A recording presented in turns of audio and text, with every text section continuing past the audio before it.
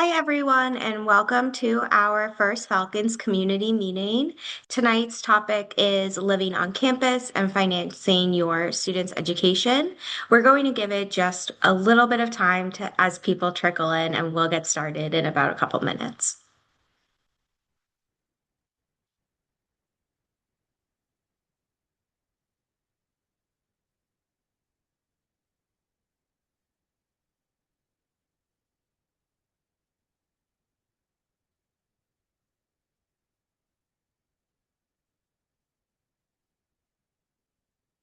All right. Hi, everyone. My name is Caroline Horn. I'm the Associate Director for Orientation and Student Onboarding here at Bentley. We're so happy that you chose to join us tonight as we talk a little bit more about living on campus and finances for your students' education. For tonight, we will be recording this session. So if you want to look back at anything, feel free to log on to our Welcome Falcons YouTube account. We also have a Q&A feature, so if you have any questions throughout the session, feel free to add those questions in and we will answer them at the end when we open it up for all questions. At this time, I'm going to hand it over to our panelists to introduce themselves.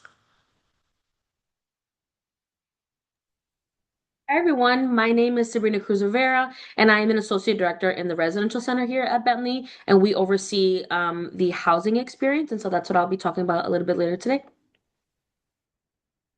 Hi, everybody. I'm Sarah Barker. I'm Senior Assistant Director of Financial Assistance, and our office helps students with understanding their aid awards and helping if anybody needs loans to help support them throughout their education. Great. All right. So to start us off, I'm going to talk a little bit about the experience living on campus. So at this point, if your student is interested and have indicated that they want to live on campus, the application was due on June 11th. And so if there are, if you're wondering, like, did my student do this? Or rather, something has changed and they would like to live on campus now, please feel free to reach out to us. Generally, our housing account is the one that will be able to help you, but a little bit about what the living on campus experience is. Over here at the residential center, we oversee the day-to-day operations of the residence halls. And so this includes, physical things kind of throughout the building, making sure things are up to standard in addition to interacting with students in regard to safety, their general success, so wanting them to be successful in their first year here at Bentley, as well as anything else that they may be navigating and really referring them out to other resources that may be on campus. Some of the specific tangible processes that your student might interact with us within is definitely going to be move in and move out at the beginning and ends of each semester. Over winter break as well, when we are closed, as well as in March when folks select housing for the next academic year. So again, some of the more tangible pieces that your student will be interacting with us in. In terms of the two kind of professional staff that your student probably will be interacting with the most, that would be the resident assistants. And so these are upperclassmen students. They're really focusing on interacting with first year students. Enforcing policies and procedures, facilitating events and programs, as well as again just being that person right in their community that they can go to if they need anything or anything is going on. So this can be things related to class, it can be related to roommate concern that they may be having, or just generally wanting to speak with an upperclassman student. That will be the person that they will interact with. Above them, so the resident directors will oversee each of the individual buildings, and then they also supervise the resident assistants. So this is a professional staff member, and they oversee the day-to-day operations. Again, they supervise their resident assistants, and they're living in the building, so they're able to, build community with the residents as well. In addition to again just being that professional staff presence in the space and making sure things are going accordingly.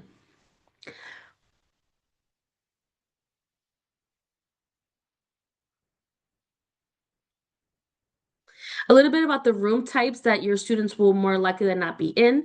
So majority of students are going to be in double or triple occupancy bedrooms. And so depending on, what they list out on their housing preference form, in addition to, whether they selected roommates or didn't select roommates, all that kind of goes together to give them what option that they are going to be having. We do have limited options for some single and suite style spaces. Again, those are very, very limited. So majority of students will be in that double or triple space.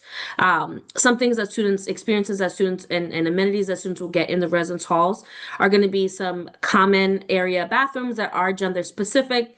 And then we do have some spaces that will also have gender inclusive single use bathrooms as well.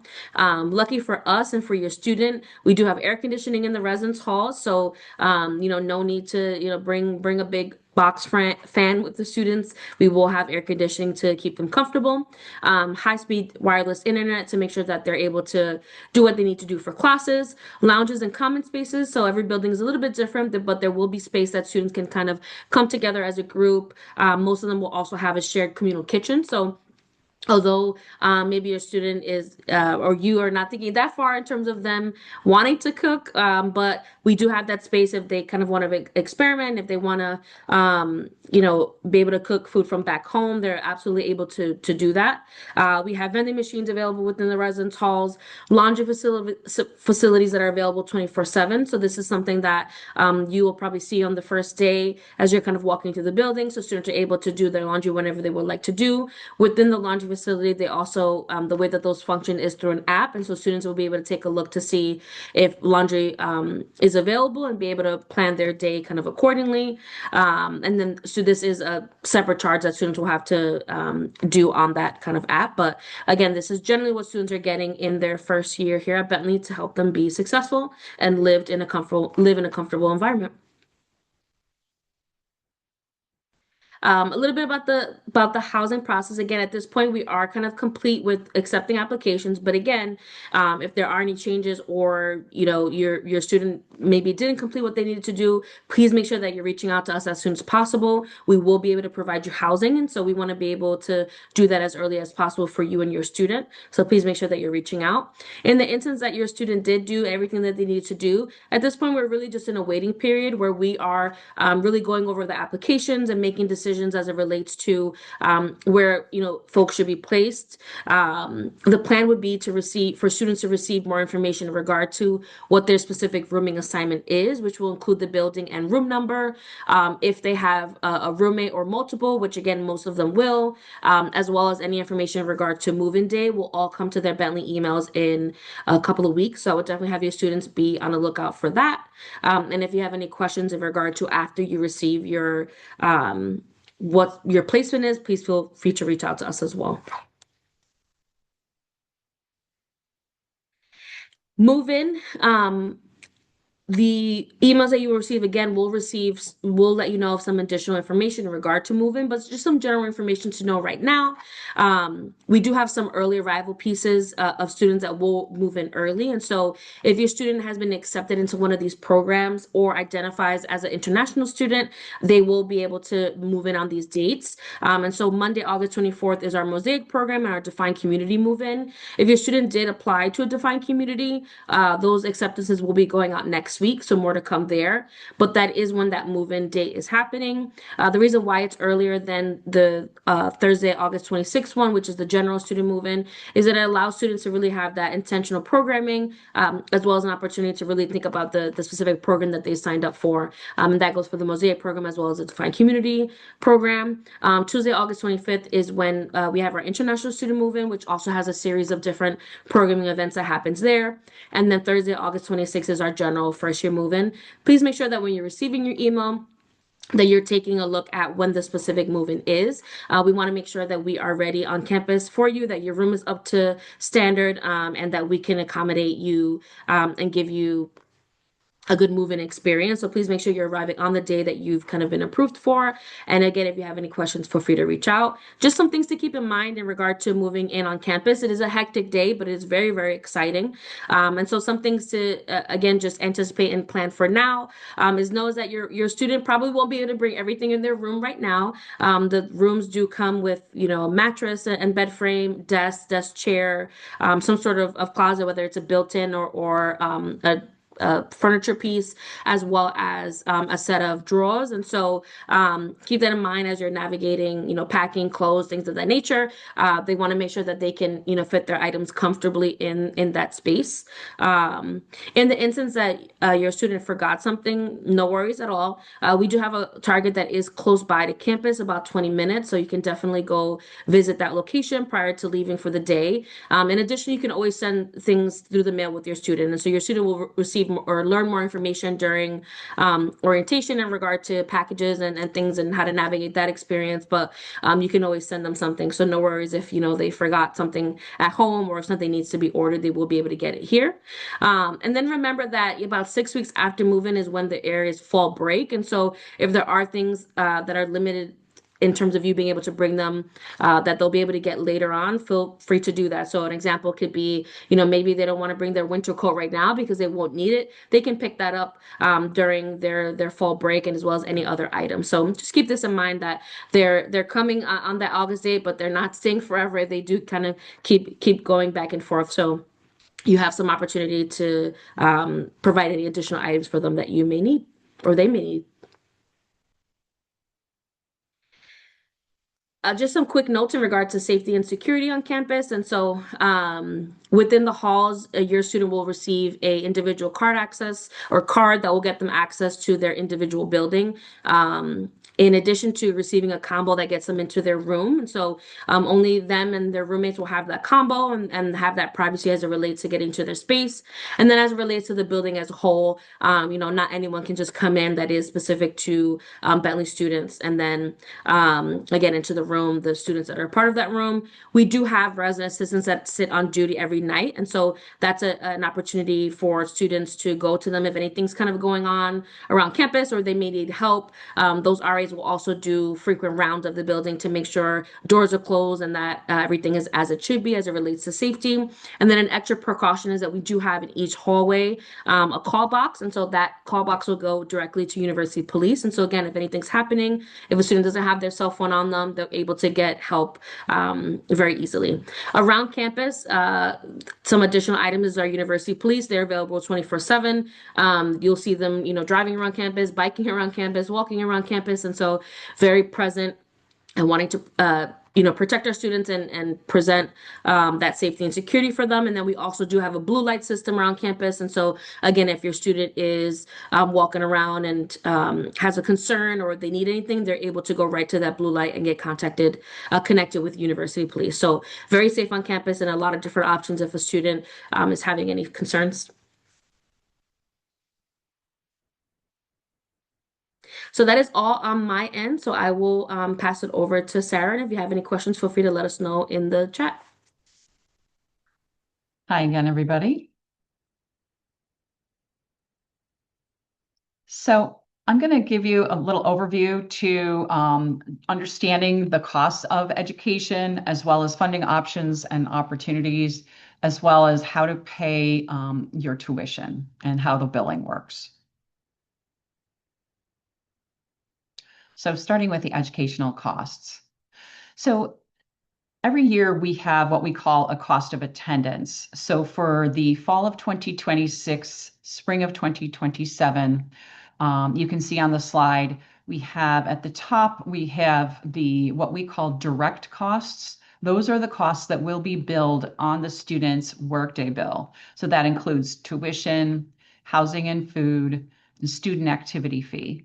Now, just a caveat, we are required by the federal government to use some averaging on the numbers for the housing and food. So your students' exact numbers might be slightly different from this, depending on their meal plan and the type of room that they choose.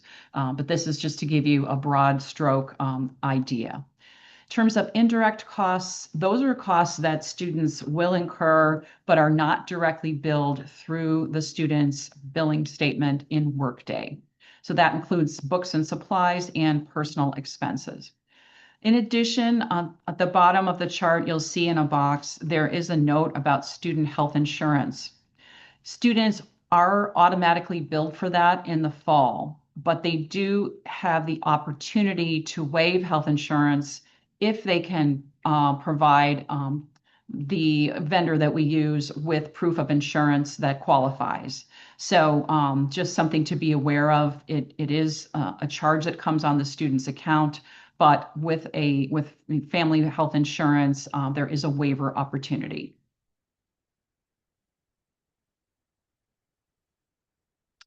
Okay, let's talk about funding. So students often have, and parents and guardians often have a lot of questions about, what can I do to chip away at my bill? So one of the things that I want to point out is that there are outside scholarships. We do have a link on our Student Financial Services website to some of the more popular outside scholarship opportunities. So those are areas where students can apply. And then those funds, once they come in, if the student does receive the scholarship, the funds come in directly to our bursar's office and go on the student's account and do apply towards their bill. In addition, if students apply for the FAFSA, they are automatically considered for federal student loans. On top of that, parents of students who have completed the FAFSA can also avail themselves of the Parent Plus loan, which is a federal loan program, as well as look into private loans for families that may want more flexibility or for families that do not qualify for the FAFSA. We also do have some resources for international students, but they are somewhat limited. So here are some of the various sites that you can research for scholarships. And essentially, you put in your information, and then the search engine will help find you scholarships that might match to you. So it does take a little effort, but the average, students can bring in $1,000, $10,000. Usually it's somewhere in between, but every little bit helps.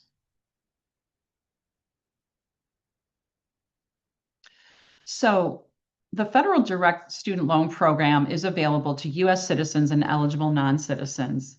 So as I mentioned earlier, any student that completes the FAFSA are automatically considered for these loans. And in these particular loans are in the student's name only. There is no credit check required. And depending on the family's income, the student may qualify for subsidized or unsubsidized loans. Every year, the federal government determines the interest rates, and they were recently set at 6.52%, which is for the 2026-2027 academic year. So each year, if a student wishes to avail themselves of the federal student loans, they do take out a new loan each year. So just to be aware of that, it's an annual process where your student or you would reapply each year for financial aid and therefore for eligibility for the federal student loans. There are no payments with the federal program required while the student is enrolled, provided they're full-time. And there are a variety of repayment options for loans.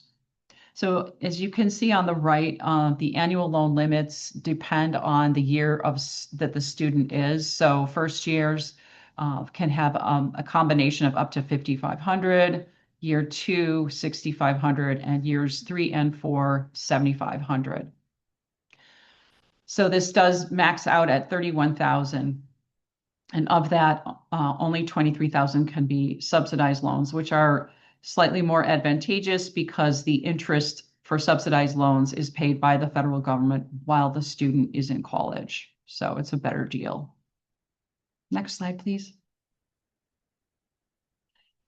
Parent Plus loans are something that you can apply for as a family. The loans will be available to U.S. citizens and eligible non-citizens, but you must complete the FAFSA for the student in order to qualify. One parent will be the borrower, and there is a credit check, and it does require that there's no adverse credit. The Federal Parent Plus loan credit check is slightly less involved than the ones you would find on the private market. The maximum cost of this loan is the amount of financial aid the student gets. So we look at the total cost of attendance, and we subtract the financial aid, and then whatever's remaining is the maximum amount that a family can take out in a plus loan. This rate is fixed for the life of the loan at 9.07%. And this does also have the option to be deferred payments while the student is in school, but if you choose to begin paying them sooner, it's possible as well. So new this year is that there is a $20,000 Parent Plus loan limit for the academic year with a lifetime borrowing limit of $65,000 per child. So this is new in this current academic year. So for any of you who may have older children, this is going to be a different experience. In some cases, if families want more aid than that, they will need to look at private loan options. Next slide, please. We use Elm Select to aggregate private lenders.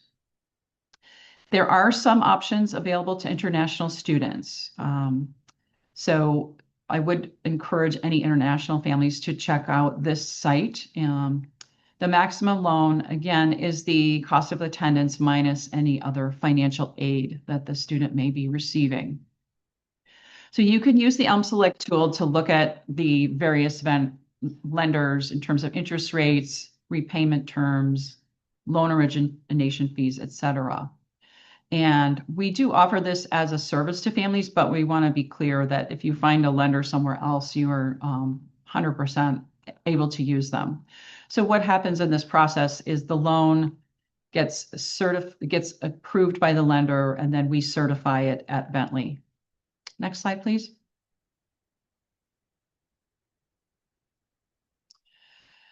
Here are some international student resources. The NAPSA organization does give guidance on costs, funding sources, and scholarship search engines that are helpful for international students. We also recommend you take a look at EduPass at edupass.org, also with admission and financial aid and cultural transition information. And for students from developing countries, there is a particular scholarship search engine, scholarsfordev.com.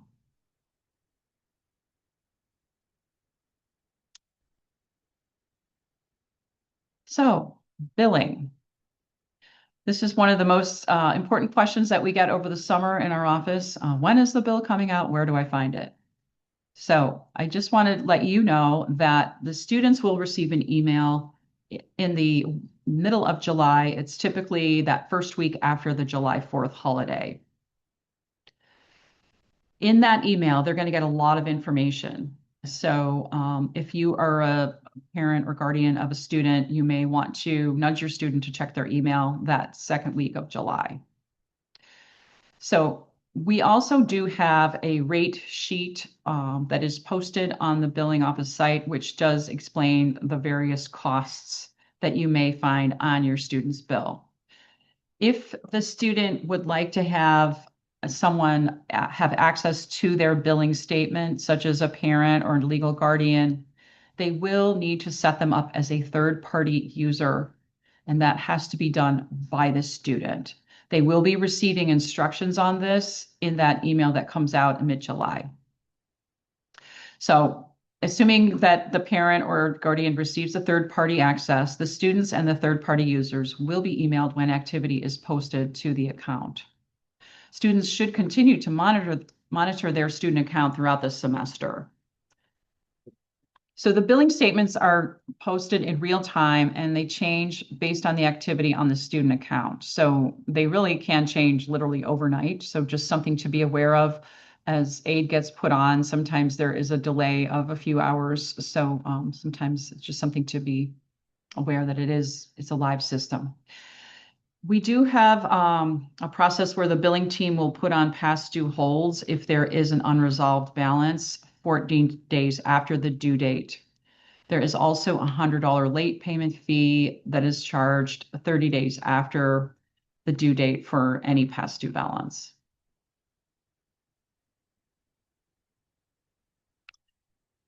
This is an example of what a student's statement will look like in Workday.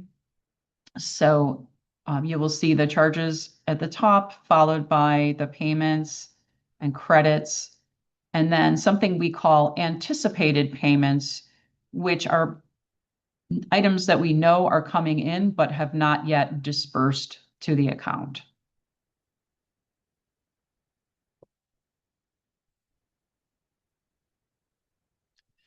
We do offer a Bentley payment plan, and the student must enroll in it if they're interested, and it must be done every semester. Once the student has enrolled, the third-party user is allowed to make the payments for the student. So for fall of 2026, the plan is a maximum of 4 payments beginning in August, ending in November, and it does depend on the date of enrollment. So in some cases, it might be 3 payments if the family enrolls later in the semester. The plan is interest-free, but there is a $35 enrollment fee per semester to take advantage of the payment plan. There is a form of terms and conditions that the students need to sign off on before they can have access to the payment plan. And then again, we do have a policy about late fees that will be charged $20 if students are on the payment plan and they're late. And again, just so you're clear, the students can enroll in the plan for every semester, but it does not automatically roll over to the next semester. So if your student wants to take advantage of it for fall and spring, they have to remember to go back in and re-apply for the spring.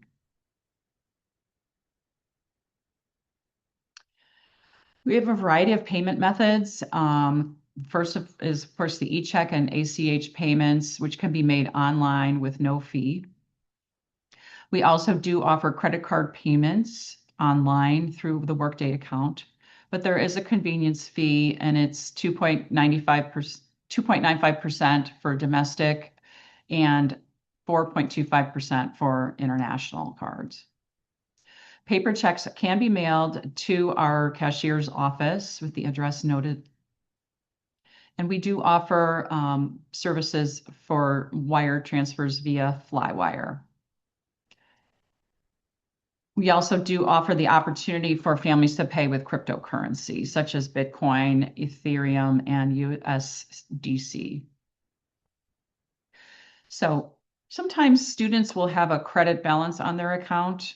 That's because they might have taken out a loan to help support their expenses that are not billed by Bentley directly, such as books and personal expenses relating to their education. If that's the case and a student has a credit balance, they can request a refund. And the process is set up such that they first have to go in and choose their banking information, make their elections, and then they create the actual request for the refund. Next slide, please. So I know we shared a lot with you about the financial process. We don't expect you to memorize it. It's a lot of information. We do encourage you, however, to reach out to your family's individual financial aid counselor for any specific questions that you may have about your student's financial aid award.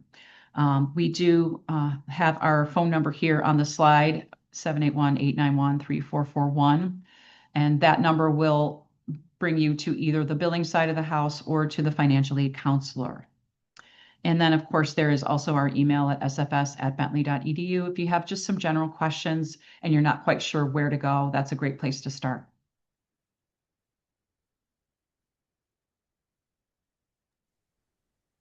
Well, at this time, we are going to open it up for the Q&A, and it looks like we do already have a few questions in there. So the first one is, how does the rental fridge and microwave process? Yeah, so we do offer a service. I believe the name is for them, but you will also receive this via email, is New England rental services. And so they will collaborate with us here on campus, and you'll be able to put in your order for what you would like. And then they do deliver them right to the residence halls. And at the conclusion of the semester or the year, if you're booking them for a year, they will go into the space and return them that way. And so it is a relatively easy process.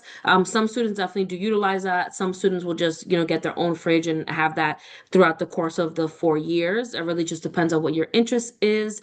Do note, once you get to your sophomore year and above, your suite or your apartment will have, in an apartment, obviously a full-size fridge, and then in your suite will have a mini fridge. But again, students choose to do either of those two options. I believe if you go onto the New England Rental Services website, there will be a breakdown or a drop down rather where you'll be able to pick Bentley University and um, look a little bit more into what the packages look like. All right. Our next question is, will the bill be fully complete in July? Yes, so the billing office will be putting those billing statements together. And again, they do come out that first week after the 4th of July. And once the bill is posted, then the bill is due for undergraduate students. It's it's due in full on August 4th for families that are not choosing to do the payment plan. So if this family does want to enroll in the payment plan, then they would go ahead and sign up for that. There are 4 installments with the first payment due in that case on August 15th, finishing November 15th for the fall semester. Oh, one thing, may I just add one other thing? If you as a family are considering taking out a loan to support your student or yourself, if you are the student, we do recommend you wait till you see that bill. You can then take that amount, roughly double it, and that would roughly be the amount of charges that you would see in the spring as well. So we do also want to just remind people that in the fall, you do have a credit for students that have put down their deposit for housing as well as their enrollment deposit. So the spring bill, all things being equal, will be slightly larger because that $1,000 credit is on the account in the fall. For students that are living with their parents or commuting, their bill would be different by the $500 for the enrollment deposit. All right. Our next question is, does the Bentley University Police Department provide assistance or safety coverage for students who are off campus via the university shuttle? So I can take that. So our university shuttle does have specific stops that it'll take. It doesn't really veer off of those areas. More information about the shuttle can be found online. So I would definitely take a look there. We have both our shuttle that goes around campus to be able to get from different areas, as well as our shuttle that goes off campus. So take a look at the schedule to have a better understanding of where folks would be able to catch that if not on campus. Bentley Police doesn't necessarily provide service. Like if you're somewhere off campus and you want to return to campus, Bentley doesn't necessarily provide that service. That will be something that you would need to kind of arrange your own services there. But in the instance that you are on campus and you're having some safety concerns, so for example, you're on upper campus and you need to get to lower campus and you're concerned for some reason, you would be able to call them and they'd be able to come out to you and get any assistance that you would need. But again, that's really just on campus, not off campus, since they're police for on campus, the on campus population, on campus area. So. This next one might be for you too, Sabrina. So, is there a way to request for storage before moving in for those moving in from out of state to have things sent in before move-in day? So you will have the option to send some stuff in advance. However, that's really only going to be about a week or so in advance, and it would be something that it wouldn't be delivered to your room or your residence hall. You would need to go pick it up. The reason for that being is that over the summer, our facilities departments as well as our conference services are utilizing the spaces for other things and getting it ready for the beginning of the semester when students get here, and so we wouldn't be able to accommodate things early. Additionally, our mailroom, as you can imagine, gets a lot of mail at the beginning of the semester with folks getting different things, getting their books, things of that nature. And so they wouldn't be able to accommodate large packages that are just going to be sitting there for extended periods of time. However, about a week or so before, they will be able to accept packages. And then on the day of your move-in, you'll be able to go pick those items up. So I would definitely plan accordingly. And again, one of the other things to keep in mind is that you can always send things with your student after the fact. So sending it to them after they have already arrived on campus. If you want to send things to the mailroom, you can absolutely do that as well. But I would plan accordingly in terms of not sending things too early. And then also, again, anticipating that if you do send them, you will need to go pick them up at the mailroom.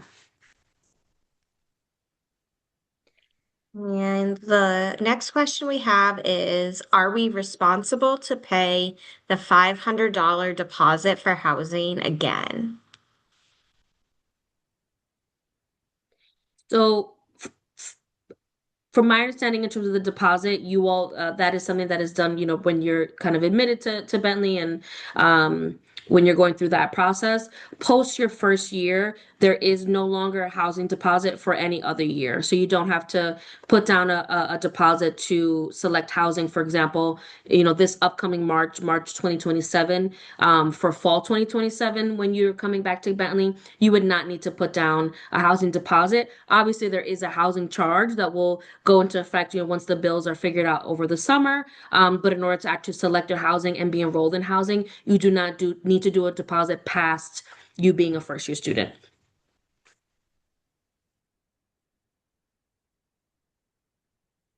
All right. Now, any other questions, feel free to put them in the Q&A. Since this is a Zoom webinar format, we are unable to unmute participants, but feel free to put those questions that you have either in the chat, or if you would prefer to wait and ask it through the new Falcon question form or send any of our teams an email, you can do that as well.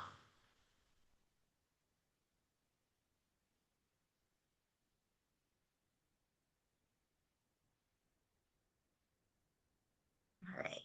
Doesn't look like we have any more questions. So thank you to Sarah and Sabrina. Um, s- sorry, one individual said that they haven't received their letter. I'm not sure if we know what letter that is. Is this a financial aid award letter We, or something to do with yeah. housing?